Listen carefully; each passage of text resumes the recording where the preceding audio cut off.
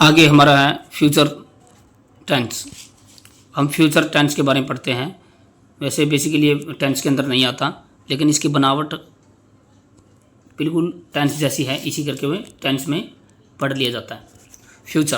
Future indefinite, जैसा कि हमें पहले ही पता है कि इंडेफिनिट का मतलब क्या होता है कि दूसरी वर्ब, ये पहली हो गई, दूसरी वर्ब बेस फॉर्म हो या फिर वर्ब हो ही ना। और फ्यूचर अकेले का मतलब होता है विल शैल प्लस वर्ब की बेस फॉर्म। देखो फ्यूचर का मतलब विल शैल ही नहीं होता, उसके साथ बेस फॉर्म होना बहुत ज़रूरी है, क्योंकि विल शैल और कोई भी मॉडल कैन कुड में माइट मस्ट बेस फॉर्म के बगैर नहीं आ सकते, इसलिए विल शैल भी बेस फॉर्म के बगैर नहीं आएगा, क्योंकि ये भी एक मॉडल है। तो विल फ्यूचर का मतलब क्या है, will shall plus base form. और इंडेफिनिट का मतलब भी बेस फॉर्म है, तो दो बेस फॉर्म कभी नहीं आएंगे, तो इसी बेस फॉर्म से काम चला लिया जाएगा विल शैल वाला। विल शैल के जस्ट बाद है जो, तो इधर सब्जेक्ट है उधर ऑब्जेक्ट है, तो ये तो अंडरस्टूड है। अब देखो जो ये विल शैल है इसकी आवाज़ देखते हैं हम। विल शैल की आवाज़ होती है गा गे गी, बस गा गे घी। जैसे वह खेलेगा वह आएगा, वह नाचेगा वह नाचेगा, तो गा गे गी की आवाज़ आएगी। अब गा गे गी डायरेक्टली हम यूज़ नहीं कर सकते, तो उसके बाद जो भी वर्ब लिखी जाएगी उसके हिंदी के हिसाब से वो गा गे गी लगेगा। जैसे विल राइट लिखेगा, विल प्ले खेलेगा या खेलेगी, विल कम आएगा आएगी। एग्जाम्पल देखो, Mohan will write a letter. Mohan will write a letter, Mohan एक लेटर लिखेगा, एक पत्र लिखेगा। अब जैसे हमें पता करना है कि फ्यूचर का इंडेफिनिट कैसे है। विल सेल है, यानी विल और सेल। देखो विल की जगह सेल भी यूज कर सकते हो, इसमें ज़्यादा फर्क नहीं है। इनके अंदर थोड़ा सा ही फर्क है जो हम मॉडल के अंदर पढ़ेंगे, मॉडल ऑक्सिलरीज वर्ब्स के अंदर पढ़ेंगे। Will shall, will plus verb की बेस फॉर्म राइट है। देखो वर्ब की बेस फॉर्म है, राइट्स कभी नहीं आएगा, यहाँ राइटिंग नहीं आ सकता विल सेल के जस्ट बाद, और सेकंड फॉर्म नहीं आ सकती, थर्ड फॉर्म नहीं आ सकती, कंटिन्यूअस और ऐसी ऐसे वाली फर्स्ट फॉर्म भी नहीं आएगी। ये हमेशा वर्ब की बेस ही फॉर्म रहेगी विल सेल के जस्ट बाद। Will shall, Mohan will write a letter, Mohan एक पत्र लिखेगा। अब विल हेल्पिंग वर्ब है और राइट मेन वर्ब है। आगे देखो, Mohan will not write a letter, Mohan एक पत्र नहीं लिखेगा। अगर हम हिंदी बना के देखें, विल मोहन विल का मतलब गागेगी, राइट मतलब लिखेगा एक लेटर, मोहन एक लेटर लिखेगा, और नोट का मतलब नहीं लिखेगा, मोहन एक लेटर नहीं लिखेगा। Will Mohan write a letter close ended है, हेल्पिंग वर्ब आगे आ गई।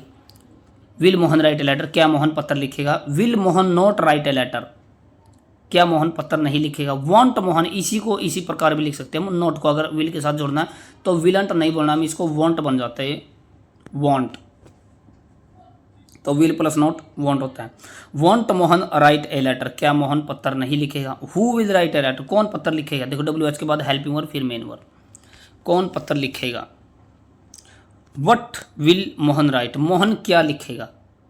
अब ओपन एंडेड है, ओपन एंडेड में WH की जरूरत पड़ेगी, उसके बाद हेल्पिंग वर्ब फिर मेन वर्ब।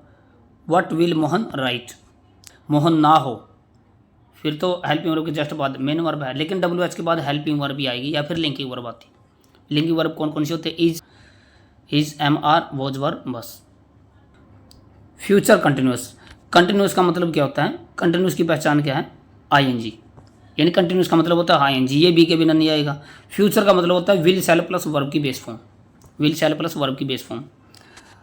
तो जैसे बी की बेस फॉर्म बी ही है, अब विल शैल तो सेम ही आ गया, क्योंकि विल शैल सेम क्यों आया, विल सेल अगर यही चेंज हो गया तो फिर फ्यूचर कैसे रहेगा विल सेल के बिना।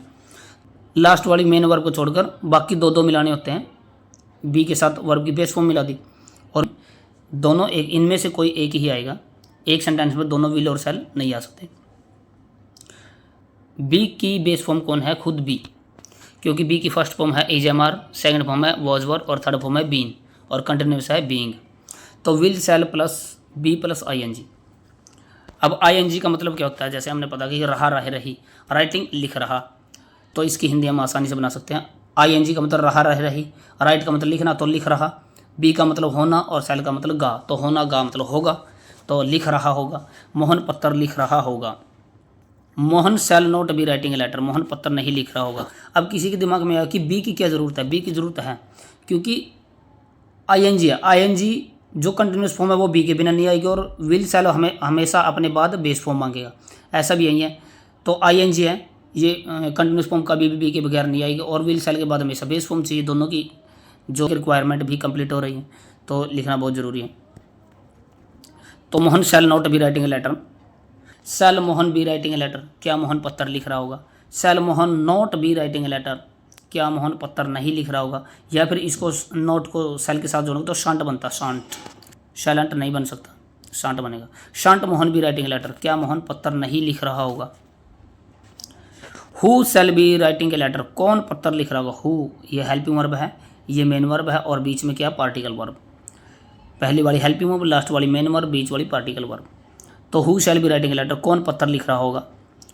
मोहन क्या लिख रहा होगा। What shall Mohan be writing, Mohan क्या लिख रहा होगा, ओपन एंडेड है। फ्यूचर परफेक्ट, परफेक्ट का मतलब होता है वर्ब की थर्ड फॉर्म, ये हैव के बिना नहीं आएगी, कोई ना कोई हैव की फॉर्म चाहिए। फ्यूचर का मतलब will shall plus base form, तो लास्ट वाली मेन वर्ब को छोड़कर हैव के साथ बेस फॉर्म जोड़ दी, और विल शैल ऐसे कैसे आ गया। हैव की बेस फॉर्म खुद हैव ही है, फर्स्ट फॉर्म तो हैज हो जाती है, क्योंकि हैव का नाम फर्स्ट फॉर्म भी है और बेस फॉर्म भी है। ऐसे ऐसे लगाने से सिर्फ हैज बन जाएगा, और वो सिर्फ वर्ब की फर्स्ट फॉर्म रह जाएगी। तो क्या हो गया, will shall plus have plus third form. Mohan will have written a letter, Mohan, अब देखो थर्ड फॉर्म का मतलब कोई काम कर लिया होगा, यहाँ पर खत्म हो चुका होगा, तो चुका होगा, चुके होंगे, इसका मतलब ये है। Mohan will have written letter, Mohan पत्र लिख चुका होगा, या मोहन ने पत्र लिख लिया होगा। हर देखो हर चीज़ की रिक्वायरमेंट कंप्लीट है। थर्ड फॉर्म हैव के बिना नहीं आई, और विल शैल के बाद बेस फॉर्म भी है। तो Mohan will have written a letter, Mohan पत्र लिख चुका होगा, या फिर मोहन ने पत्र लिख लिया होगा। Mohan won't have written letter, will plus not won't हो गया। Mohan won't have written letter, Mohan पत्र नहीं लिख चुका होगा, या मोहन ने पत्र नहीं लिखा होगा। Will Mohan have written letter, क्या मोहन ने पत्र लिख लिया होगा। Won't Mohan have written letter, क्या मोहन ने पत्र नहीं लिख लिया होगा। Who will have written letter, किसने पत्र लिख लिया होगा। हु का मतलब कौन भी है, किसने भी है। What will Mohan have written, Mohan ने क्या लिख लिया होगा। यहाँ तक समझ में आया। परफेक्ट कंटिन्यूस, कंटिन्यूस का मतलब है ING, ये बी के बिना नहीं आएगा। परफेक्ट का मतलब वर्ब की थर्ड फॉर्म, ये हैव के बिना नहीं आएगा। फ्यूचर का मतलब will shall plus base form. तो लास्ट वाली वर्ब को छोड़ो, तो लास्ट वाली वर्ब को छोड़ के बी की थर्ड फॉर्म लिखेंगे, और हैव की बेस फॉर्म, हैव की बेस फॉर्म हैव है, बी की थर्ड फॉर्म बीन है, तो will shall have been ING। और ऑब्जेक्ट के बाद फॉर या फ्रॉम, देखो प्रेजेंट और पास्ट के अंदर हम सिंस या फॉर का यूज़ कर रहे थे, लेकिन यहाँ पर सिंस नहीं होगा, फॉर तो होगा, ये और फ्रॉम होगा। क्यों सिंस का यूज़ क्यों नहीं होगा फ्यूचर के अंदर, क्योंकि सिंस समय बताता है कि वहाँ से लेकर यहाँ तक, जैसे सुबह से बारिश हो रही है तो सुबह बीत गई थी तो पास्ट हो गया था, और अब तक कंटिन्यूस चली हुई है प्रेजेंट में, तो वहाँ तक चलेगी। जैसे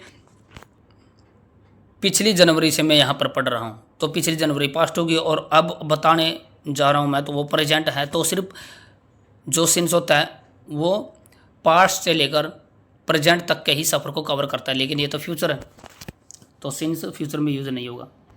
यहाँ पर उसकी जगह फ्रॉम आ जाता है। फ्रॉम का मतलब होता है से। Example, Mohan shall have writing a letter for 3 hours. Mohan देखो शैल और प्लस बेस फॉर्म है, यानी ING का मतलब है रहा, रहे, रही, लिख रहा होगा, और कंप्लीट करना भी है इसके अंदर, और लिखने का काम भी है। ये इसका मतलब यह है कि Mohan shall have been writing letter for 3 hours. 3 घंटों से का मतलब क्या है, मोहन 3 घंटों से पत्र लिख रहा होगा। इसका मतलब है कि मोहन पिछले 3 घंटे कंप्लीट करने के बाद अब भी लिख रहा होगा। तो मोहन शैल नॉट हैव या फिर shan't have been writing letter for 3 hours, Mohan 3 घंटों से पत्र नहीं लिख रहा होगा।